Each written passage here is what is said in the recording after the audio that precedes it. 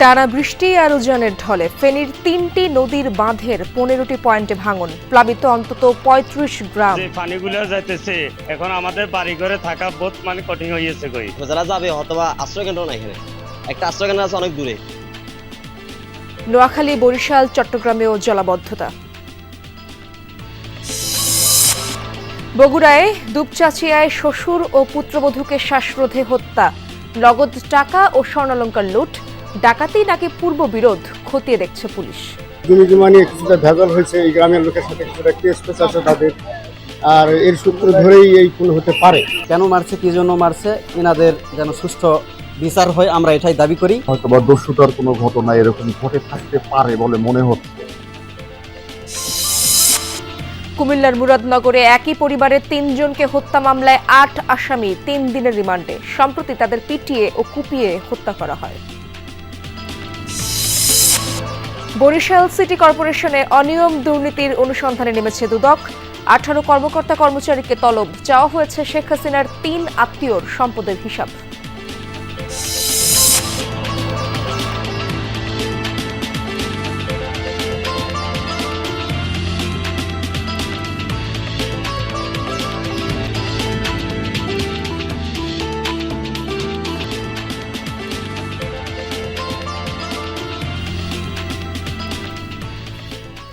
আমন্ত্রণ সংবাদ সারা দেশে, আপনাদের সঙ্গে আছি আমি ইশরাত জাহান। এতক্ষণ শিরোনামগুলো দেখছিলেন, এবার বিস্তারিত খবর জানাবো।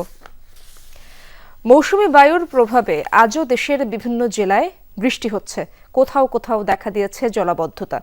টানা বৃষ্টির সাথে উজান থেকে নেমে আসা ঢলে ফেনীর মুহুরী, কহুয়া ও সিলোনিয়া নদীর ১৫টি স্থানে ভেঙেছে বেড়িবাঁধ। ফুলগাজী ও পরশুরাম উপজেলার অন্তত ৩৫টি গ্রাম প্লাবিত হয়েছে। দোকানপাট, ঘরবাড়ি পানিতে নিমজ্জিত রয়েছে। যান চলাচল প্রায় বন্ধই রয়েছে ফেনী পরশুরাম সড়কে। চরম ভোগান্তি পোহাতে হচ্ছে দুর্গত এলাকার বাসিন্দাদের। পানি উন্নয়ন বোর্ড জানিয়েছে, ভাঙনের পাশাপাশি কোথাও কোথাও বেড়িবাঁধের উপর দিয়েও প্রবাহিত হচ্ছে নদীর পানি। বল্লামুখায় ভারত অংশে বাঁধ ভেঙে বাংলাদেশ অংশে পানি ঢুকছে। জেলা প্রশাসক জানান, এরই মধ্যে ১৩১টি আশ্রয়কেন্দ্র খোলা হয়েছে। এদিকে গত দুদিনের বৃষ্টিতে ফেনী শহরের বিভিন্ন এলাকায় এখনও জলাবদ্ধতা রয়েছে।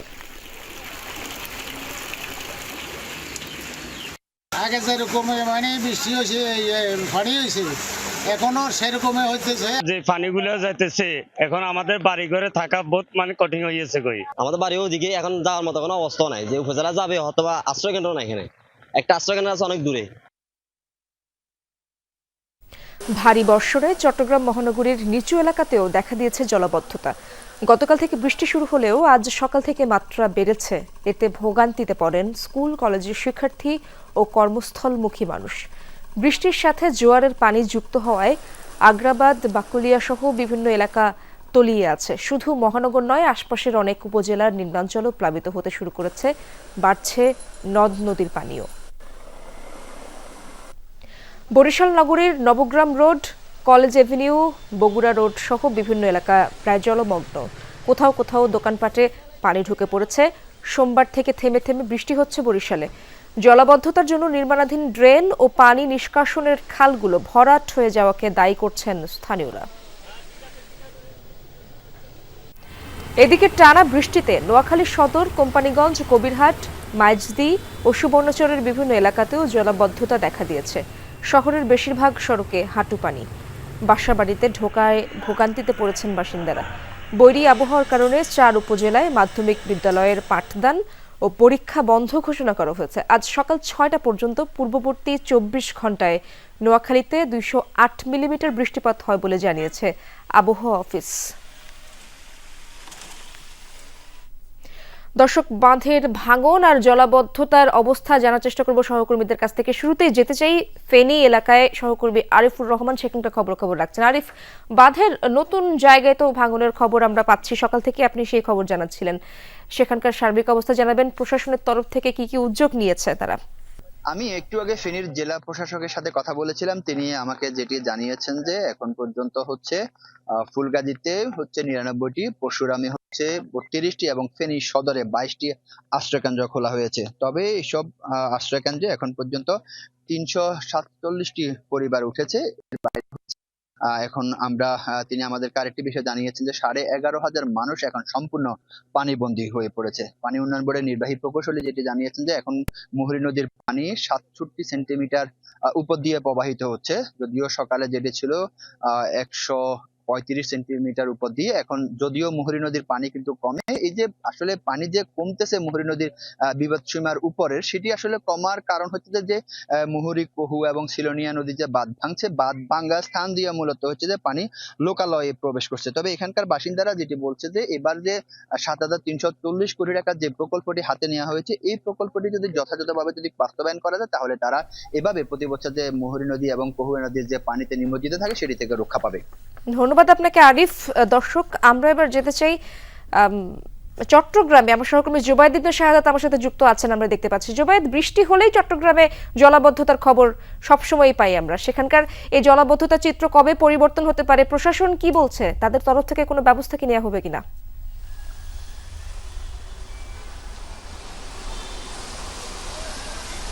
ইশরাত, বৃষ্টি হলেই চট্টগ্রামের জলাবদ্ধতা যে কথাটি বলছেন সেটা অনেকাংশেই আমরা দেখতে পাচ্ছি বিগত কয়েক বছর ধরে এটা একেবারে প্রকট আকার ধারণ করেছে এবং এই সমস্যা চট্টগ্রামবাসীর জন্য এক প্রকার নিত্যকার ঘটনা বলা চলে। সামান্য বৃষ্টি হলেই নিম্নাঞ্চলগুলোতে হাঁটু পানি হয়ে যায়, কোমর পানিও আমরা হতে দেখেছি। পাশাপাশি জলাবদ্ধতা নিরসনের যে প্রকল্পগুলো হাতে নেওয়া হয়েছে বেশ কয়েক বছর ধরেই সেগুলো চলমান। তবে অন্যান্য বারের তুলনায় এইবার জলাবদ্ধতার সমস্যাটা কিছুটা লাঘব হয়েছে বলা চলে, কারণ জলাবদ্ধতা প্রকল্পের কাজ অনেকাংশেই শেষের দিকে। তো সেই ক্ষেত্রে পানি যখন উঠছে, বৃষ্টি যখন লাগাতার বৃষ্টি হয় বা ভারী বর্ষণ হয় তখন পানি জমে ঠিকই, তবে সেটা দ্রুত নেমে যায়। এবং আমরা এই জায়গাটায় কিছুক্ষণ আগে দেখেছিলাম যে হাঁটু পরিমাণ পানি ছিল চট্টগ্রামের জিসি মোড় এলাকা, এখন সেটা পানিটা অনেকাংশে নেমে যাচ্ছে। এবং বৃষ্টি যদি বাড়ে এবং জোয়ারটা যখন থাকে তখন যে জলাবদ্ধতা সেটা একটু বেশি আমরা দেখতে পাই। এবং চট্টগ্রামের এই জলাবদ্ধতা নিরসন প্রকল্প সেটা নিয়ে সাধারণ মানুষের খুব বরাবরই আছে। তারা বলছেন তারা একটা সুরাহা চান, তারা একটা সুষ্ঠু সমাধান চান। তারা চান চট্টগ্রামের এই যে দীর্ঘদিনের ভোগান্তি, এটা তারা ভোগান্তি থেকে মুক্তি চান এবং তারা সংশ্লিষ্ট কর্তৃপক্ষ যারা আছে, স্টেক হোল্ডার যারা আছে, সবাইকেই এক কাতারে এসে চট্টগ্রামবাসীকে এই জলাবদ্ধতা থেকে মুক্তির জন্য আহ্বান জানাচ্ছেন এবং পাশাপাশি তারা বলছেন সচেতনতাও প্রয়োজন সংশ্লিষ্ট কর্তৃপক্ষের। অনেক ধন্যবাদ আপনাকে জুবায়েদ। বন্দরনগরীর খবর শুনছিলাম আমরা জুবায়েদের কাছ থেকে। এবার যেতে চাই বরিশালে। বরিশাল নগরীতেও জলাবদ্ধতা সৃষ্টি হয়েছে আমরা জানতে পেরেছি। আমার সহকর্মী কাউসার হোসেন আমার সাথে যুক্ত আছেন। কাউসার, জলাবদ্ধ এলাকার পরিস্থিতি কেমন দেখছেন আপনি এবং স্থানীয়রা কি বলছেন?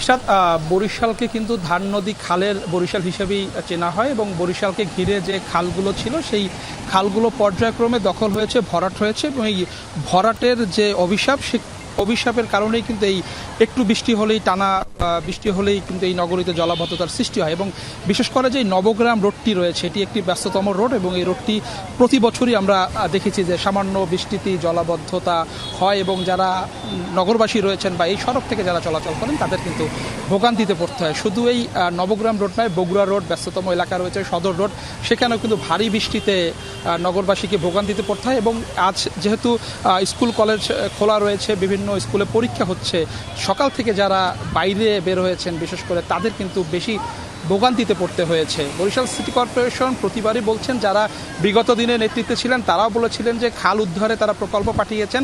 এখন যারা আসলে নেতৃত্বে রয়েছেন বা যারা সিটি কর্পোরেশন দেখছেন তারাও বলছেন যে খাল উদ্ধারে মন্ত্রণালয়ে একটি প্রকল্প পাঠানো হয়েছে, সেই প্রকল্পটি যদি পাস হয় পরে আসলে এই খালগুলো উদ্ধারে কাজ শুরু হবে এবং এই নগরীর জলাবদ্ধতা থাকবে না বলে তারা বলছেন।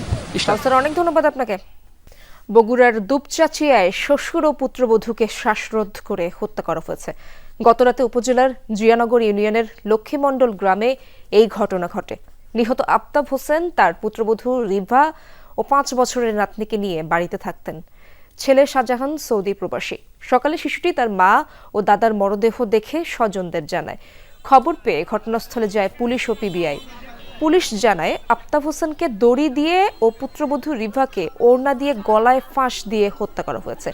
বাড়ির বিভিন্ন কক্ষ থেকে অর্থ, স্বর্ণালংকার লুট হওয়ার প্রমাণ মিলেছে। তবে হত্যা ডাকাতির কারণে নাকি পূর্ব শত্রুতার জেরে তা তদন্ত করছে পুলিশ। কুমিল্লার মুরাদনগরে একই পরিবারের ৩ জনকে পিটিয়ে হত্যা মামলায় ৮ আসামির ৩ দিনের রিমান্ড মঞ্জুর করেছেন আদালত। সকালে সিনিয়র জুডিশিয়াল ম্যাজিস্ট্রেট ১১ নং আমলি আদালতে ৮ আসামিকে হাজির করা হয়।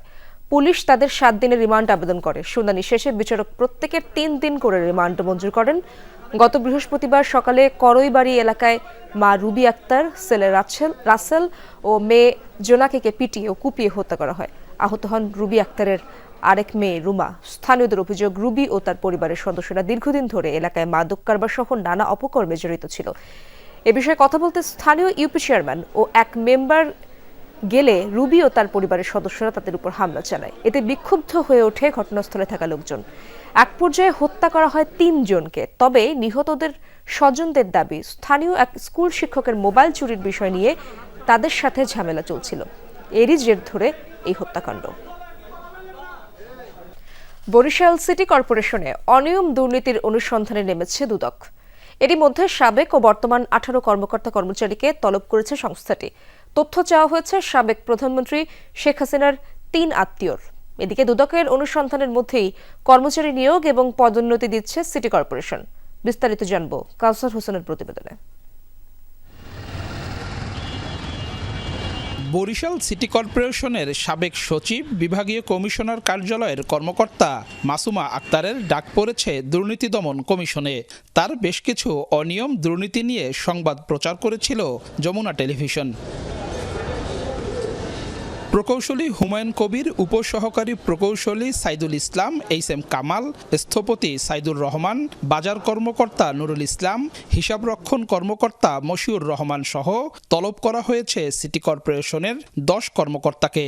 নামে বেনামে যেভাবেই যে চিঠি দেখ তার এগেনস্টে তারা চিঠি দিতে পারে, হ্যাঁ, সেটা ডিপার্টমেন্ট দিতে পারে, ব্যক্তিগতভাবেও দিতে পারে। দুদকের কাজেই এইটা। আমার চাকরির প্রায় 14 বছর বয়স। আমি মনে করি আমি কোনো দুর্নীতি, বেতন বহির্ভূত কোনো বিষয়ের সাথে আমি জড়িত কখনো ছিলাম না। সাবেক মেয়র স্যার সম্পর্কে লেখা আছে, তারপর বলছে যে আপনার তো ওইখানে যাওয়া লাগবে 9 তারিখ, আপনার এনআইডি এবং ওই 3 সার্টিফিকেট নিয়ে যাওয়া লাগবে। কর্মকর্তা ছাড়াও চিঠি পেয়েছেন 7 কর্মচারী। এদের কারো কারো কাছে চাওয়া হয়েছে স্থাবর অস্থাবর সম্পত্তির হিসাব। আমাদের স্থাবর সম্পত্তি কি কি আছে এগুলোর আর কি মানে লিস্ট চাইছে তারা। ব্যাংক অ্যাকাউন্ট থাকলে কোনো দুর্নীতি এ সম্বন্ধে মানে আমাদের কোনো সিটি কর্পোরেশন সার্ভের কোনো এটা সফটওয়্যার না, জানিও না। 10-12 হাজার টাকা বেতন পাই। এক্ষেত্রে কিন্তু আমরা বড় কিছু করার সম্ভব না, কোনো জমি বা এরকম কিছু করা সম্ভব। শেখ হাসিনার আত্মীয় সাবেক সংসদ সদস্য আবুল হাসানাত আবদুল্লাহ, সাবেক মেয়র সাদিক আবদুল্লাহ ও খোকন শ্রেণিয়াবাদের অনিয়ম দুর্নীতি ও সম্পদের হিসাবও চেয়েছে দুদক। তাদের কোনো অবৈধ সম্পদ বা এখানে কোনো অনিয়ম হয়েছে কিনা, কোনো জায়গায় ব্যাপক দুর্নীতি করছে, এই ধরনের বিষয় যদি তথ্যগুলো থাকে সেই তথ্যগুলো আমাদের কাছে, এবং একই সাথে ওই সিটি কর্পোরেশনের ভিতরে তাদের কোনো সম্পত্তি আছে কিনা, স্থায়ী সম্পত্তি থাকতে পারে। তবে এ বিষয়ে এখনই কিছু বলতে চাচ্ছে না দুর্নীতি দমন কমিশন। দুদকের মামলায় বরিশাল সিটি কর্পোরেশনের জনপ্রতিনিধি কর্মকর্তাদের জেল খাটার ইতিহাস আছে। অনেকেই বলছেন দুদকের এই তালিকা থেকে বাদ পড়েছে দুর্নীতিগ্রস্ত একাধিক কর্মকর্তা কর্মচারী। যদিও দুদক জানিয়েছে এমন কর্মকর্তা কর্মচারীদের পর্যায়ক্রমে জিজ্ঞাসাবাদের আওতায় আনা হবে। এদিকে বর্তমান পরিস্থিতিতে তালিকায় থাকা হুমায়ুন কবিরকে তত্ত্বাবধায়ক প্রকৌশলী পদে স্থায়ীভাবে পদোন্নতির সিদ্ধান্ত নিয়েছে নগর কর্তৃপক্ষ। কেউ যদি যতক্ষণ পর্যন্ত দোষী সাব্যস্ত না হয় ততক্ষণ পর্যন্ত মানে তার বিরুদ্ধে মামলা থাকুক বা দুদন্ত কোনো তাদের পদোন্নতিতে এরকম আইনগতভাবে কোনো সমস্যা নেই।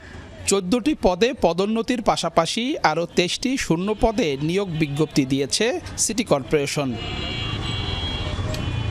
কাউসার হোসেন, যমুনা নিউজ, বরিশাল।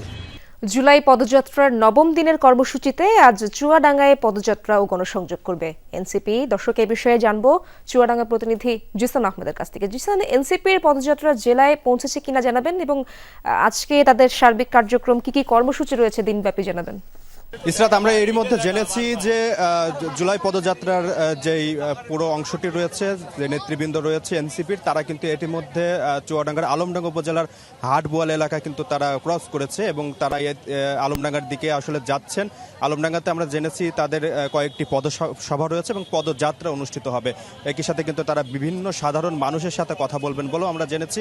আমি এই মুহূর্তে আছি চুয়াডাঙ্গা শহরের বড়বাজার এলাকায়। বড়বাজার এলাকায় এখানে একটি পথসভা হওয়ার কথা রয়েছে এবং যেই পথসভা ঘিরে আসলে সাধারণ মানুষের মধ্যেও আমরা দেখছি ব্যাপক উৎসাহ উদ্দীপনা কাজ করছে। এরই মধ্যে কিন্তু বৈরী পরিবেশ উপেক্ষা করে, বৃষ্টি উপেক্ষা করে কিন্তু আসলে তারা কিন্তু এই বিভিন্ন শিক্ষা প্রতিষ্ঠানে শিক্ষার্থীরা এসেছেন, বিভিন্ন শ্রেণী পেশার মানুষ এসেছেন এক নজর দেখার জন্য কিন্তু আসলে নেতৃবৃন্দকে এখানে অপেক্ষা করছেন। আমরা জেনেছি আর কিছুক্ষণের মধ্যেই যিনি এনসিপির আহ্বায়ক রয়েছেন নাহিদ ইসলাম সহ নেতৃবৃন্দ যারা রয়েছেন, হাসনাত আবদুল্লাহ, সার্জিস আলম এবং ডাক্তার তাসনিম যারা সব বিভিন্ন পর্যায়ে যেসব নেতৃবৃন্দ রয়েছে, তারা কিন্তু এই শহরের বড়বাজার এলাকায় এসে পৌঁছাবেন এবং তারা কিন্তু আসলে বক্তব্য রাখবেন পথসভায়।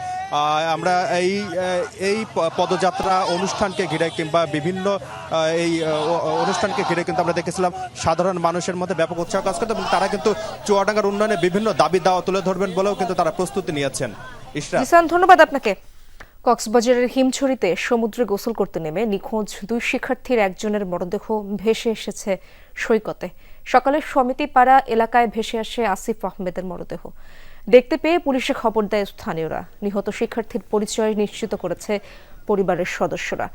মঙ্গলবার বেড়াতে গিয়ে হিমছড়ি সৈকতে গোসলে নামে 3 বন্ধু সাদমান রহমান, আসিফ আহমেদ ও অরিত্র হাসান। ঢেউয়ের তোড়ে 3 জন ভেসে যায়। কিছুক্ষণ পর সাদমানের মরদেহ ভেসে আসে সৈকতে। নিখোঁজ বাকি 2 জনের সন্ধানে দিনভর চলে তল্লাশি। তারা সবাই চট্টগ্রাম বিশ্ববিদ্যালয়ের উন্নয়ন অধ্যয়ন বিভাগের শিক্ষার্থী, থাকতেন একই হলে। প্রথম বর্ষের লিখিত পরীক্ষা শেষ হওয়ার পর কক্সবাজার বেড়াতে যান তারা। দর্শক, এই ছিল সংবাদ সারা দেশের এখনকার আয়োজনে। এতক্ষণ যারা সঙ্গে ছিলেন সবাইকে ধন্যবাদ।